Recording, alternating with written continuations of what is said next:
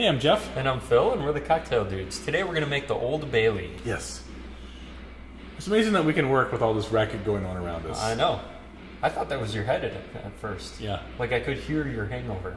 Even when they stop pounding, I still hear it. Yeah, Sure it's crazy. This is a great cocktail. It features this Wondermint Schnapps, which is sort of an old school peppermint schnapps. Yeah, it's not like the sweet, very pepperminty kind of peppermint schnapps that most people are used to. It's very complex. It's got a lot of botanicals in there. Yeah. There's wormwood in there. Yeah. They even use some almond oil that gives it a nice vanilla kind of backbone to it. It's great. It has a lot of complexity, and it's great in this cocktail. We have several cocktails that we make utilizing it. And we're using here an Old Tom gin, right? We're using Falernum.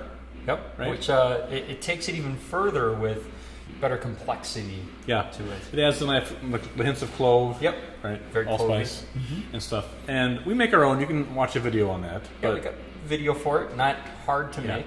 Well, nothing that we do is hard, though, right? Very easy. Yeah. But we do have a lot of different cocktails that we use it in, too. Yeah, so. like the Falernum. Wait. That's silence. Oh, my God. It's heaven. The beer flip, which is a great cocktail. The chartreuse swizzle, not original to us, but one of our favorites. Which then we make something that's based on that, the cucumber number 5. Yeah, it's fantastic.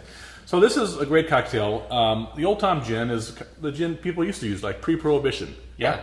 Back in that era, it was like Dutch Genever or Old Tom gin. And now it's all, London Dry style gin. Yeah.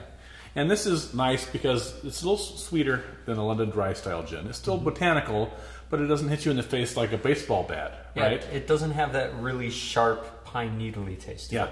And so it marries well with all of this stuff. So let's quit yammering, and while it's quiet, let's make this stuff. Let's make it. We're going to start with 1.5 ounces of the Old Tom gin. We're using the Ransom's Old Tom gin. There's a lot of, there's a big resurgence of Old Tom style gins. It's like, I can't even think, it's so quiet around here. 1/2 ounce of the Wondermint Schnapps. This is a Death's Door product, so it's a Wisconsin product. And it's based on what the people in northern Wisconsin were drinking back in the 1800s, right? That's right. They're sloshed on this stuff. Phil's going to do a 1/2 ounce of the Falernum, while I do a 1/2 ounce of the lemon juice. Yeah. You think back in that time, there's not much to enjoy back in, of course they had trees back in that day, in that era, white pines up there, which they don't have now.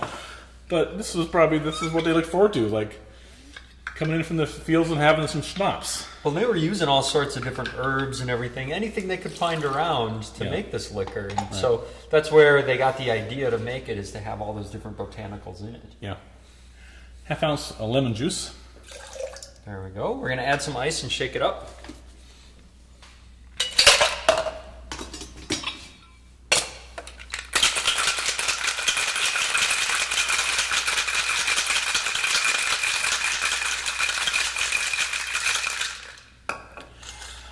Across the street, they're building what I think is the Empire State Building.